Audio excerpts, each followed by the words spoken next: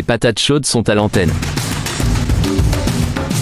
Pour la biodiversité et le climat, il n'est plus temps de se passer la patate chaude. L'association Agir pour tous et ses adhérents les patates chaudes Informe et forme pour agir plus efficacement. organisent des actions collectives. Détecte et soutiennent les bonnes pratiques et innovations à impact positif. Salut Quentin, de quoi nous parles-tu aujourd'hui ? Salut Pierre-Emmanuel. Son nom, Beryl, un ouragan majeur de catégorie 5 sur une échelle qui en compte 5. Cet ouragan a durement touché le sud de l'archipel antillais et notamment les îles de Carriacou et de Grenade au tout début du mois de juillet. La Martinique, plus au nord, est restée en marge des vents les plus violents malgré des effets plus que tangibles.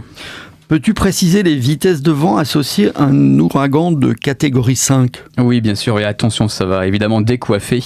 Tout d'abord, précisons que les vitesses que je vais évoquer sont circonscrites dans une zone de l'ouragan que l'on appelle le mur de l'œil, l'œil lui-même du cyclone étant très calme.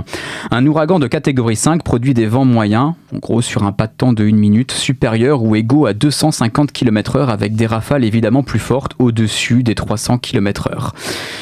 Les appareils de mesure classiques en fait au sol ne résistent en généralement pas de toute façon à ces vitesses de vent. Donc ces vitesses sont mesurées par des avions de reconnaissance qui traversent l'ouragan de part en part en passant par l'œil. Précisons évidemment que ce sont des avions un peu spéciaux capables de résister. Et en quoi cet ouragan est exceptionnel du coup ? Eh bien, l'ouragan Beryl est l'ouragan le plus intense jamais mesuré dans le bassin atlantique pour une toute fin de mois de juin et début de mois de juillet. En effet, jamais un ouragan de catégorie 5 ne s'était produit aussitôt dans la saison qui débute officiellement le 1er juin et se termine le 30 novembre. Le précédent record de précocité était détenu par l'ouragan Emily qui avait atteint la catégorie ultime un 16 juillet en 2005, une année exceptionnelle en matière d'activité cyclonique sur le bassin atlantique. Par ailleurs, Beryl bat également un record en ce qui concerne la rapidité de son intensification, passant d'un simple amas orageux à un ouragan de catégorie 4 en seulement 42 heures. Et alors, quels sont les facteurs qui influencent le niveau de l'activité cyclonique au cours d'une saison ? Eh bien, le premier facteur, c'est le niveau des températures océaniques de surface, plus précisément les 50 premiers mètres de profondeur. Ces 50 premiers mètres constituent le réservoir énergétique des ouragans. Ainsi, plus les températures océaniques sont élevées, plus le potentiel est important, à condition que d'autres facteurs soient favorables, notamment ce que l'on appelle le cisaillement vertical des vents, c'est-à-dire les changements de vitesse et ou de direction des vents en fonction de l'altitude. Les ouragans n'aiment pas les cisaillements importants. Ainsi, la combinaison de températures océaniques très élevées et un faible cisaillement a toutes les chances de produire des ouragans intenses et plus largement une saison cyclonique de premier ordre. Et c'est précisément ce qui est projeté pour cette saison 2024. Affaire à suivre donc, on se donne évidemment rendez-vous à la fin du mois de novembre pour le bilan définitif de cette saison cyclonique. Mais écoute, merci Quentin pour ce point sur l'activité cyclonique. Et Pierre-Emmanuel, peux-tu nous parler des actions collectives d'Agir pour tous ? Avec plaisir Quentin. Dans le cadre de nos soirées de la biodiversité et du climat, en partenariat avec le cinéma Le Scénario de Bain-de-Bretagne, nous avons projeté le 11 juillet le film Nul homme n'est une île, où l'on peut découvrir pourquoi chaque homme est un morceau du continent, une partie de l'ensemble. Prochain rendez-vous le jeudi 26 septembre à 20h. Et est-ce que les balades et ateliers nature continuent cet été ? Alors, les balades et ateliers nature continuent cet été, bien sûr. Et voici les prochains rendez-vous. Mercredi 24 juillet, Isabelle propose un atelier à la découverte des vertus et utilisations culinaires de la plante Achillée millefeuille. Rendez-vous dans son jardin des merveilles au Châtelier. Et mercredi 31 juillet, Isabelle vous reçoit également au Jardin des Merveilles pour une journée plantes sauvages comestibles. À découvrir et réserver en ligne sur notre site Agir pour tous. Et est-ce qu'on a des nouvelles du projet mobilité d'Agir pour tous ?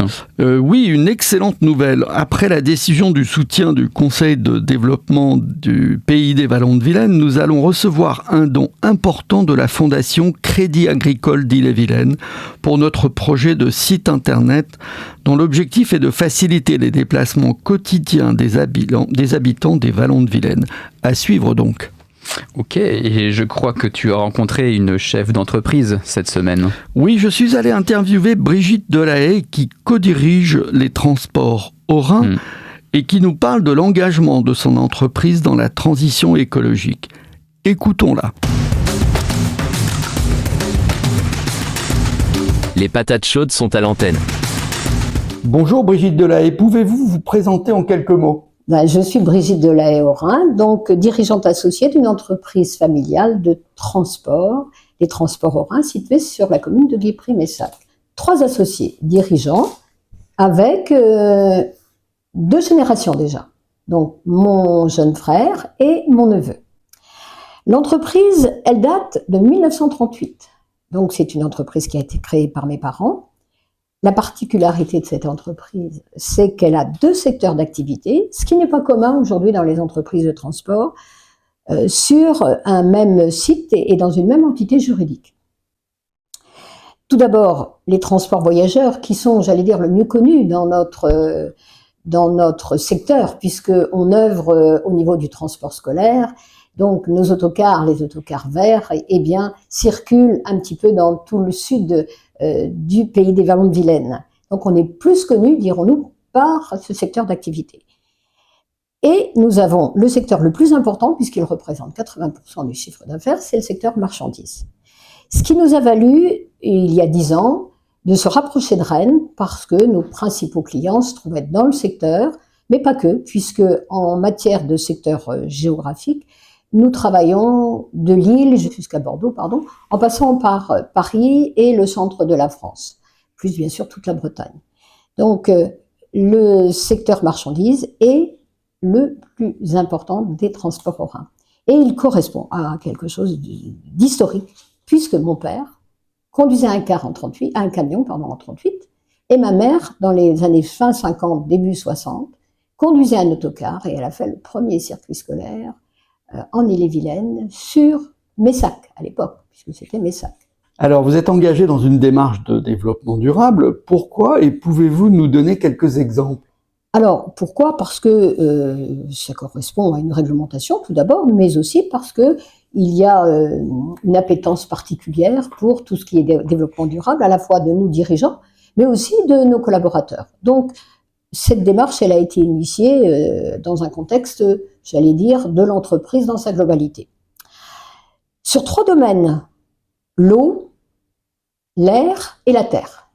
L'eau, on a créé depuis 10 ans maintenant la première station de phytorémédiation sur notre site de Saint-Jacques-de-la-Lande. L'objectif étant de récupérer pour notre station de lavage l'eau dans 2 bassins, l'eau de pluie et l'eau de la station, et de créer un circuit fermé pour ne pas avoir à prendre l'eau de la ville. Ça, c'était la première station, et depuis 3 ans, nous avons créé celle de Guipry-Messac. Alors l'air, nous sommes engagés depuis déjà un certain temps, d'une part, à travailler sur la conduite économe. Nous avons un formateur qui aide nos salariés, j'allais dire, à mieux conduire, entre guillemets, c'est-à-dire à mieux anticiper, par exemple, leur conduite pour consommer moins. Ça, c'est le premier sujet. Le salarié lui-même qui aide à consommer moins, donc à dépenser moins de carbone. L'air, c'est aussi acheter des véhicules récents, parce que ces véhicules récents, j'allais dire, consomment moins.